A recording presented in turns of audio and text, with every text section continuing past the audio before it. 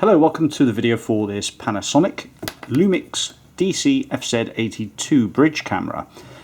It comes with the original box with the matching serial number to the camera, the instruction booklets, which are aplenty.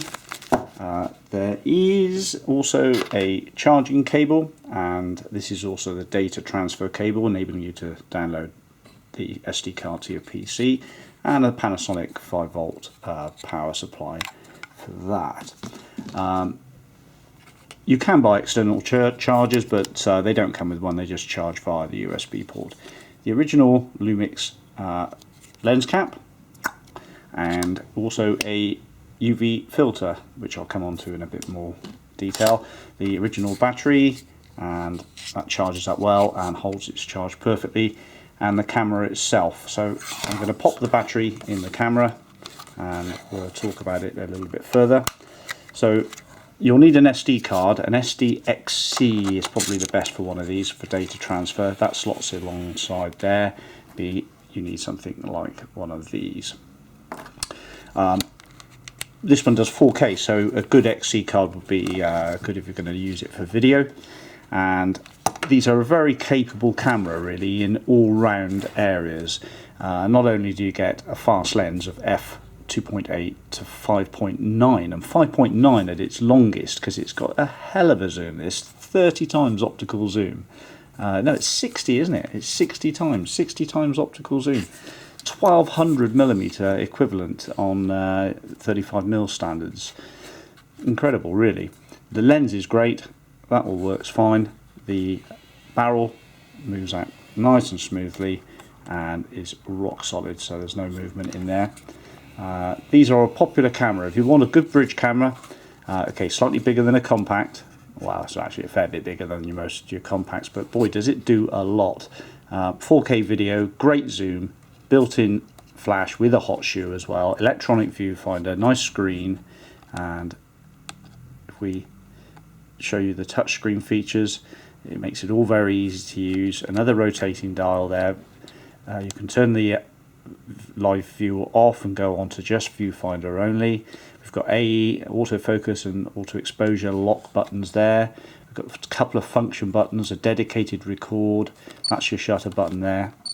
So basically that's the viewfinder in there, like a little mini TV, or you can go back to live view.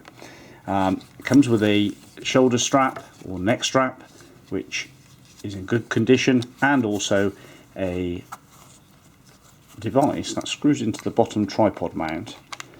And I should just show you this. They're not expensive, these things, so you know, this isn't any great big giveaway, but they do make it easy to handle the camera. And I should just screw it on the base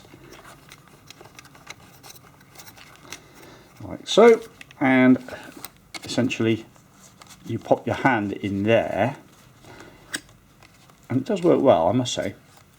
And then you can hold the camera at arm's length and just shoot on fast shoot or whatever, but you can hold it up in the air and it gives that support to the camera, so it makes it much easier to use one-handed. Now if it was me, I'd probably lose the neck strap because it gets in the way and just keep it on this actually, but it does interfere with the battery compartment. But because it charges via USB via the side mounted door, it's not really going to get in the way because you won't have a lot of need for getting the SD card out or the battery.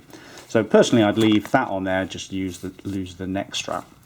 That's my tip.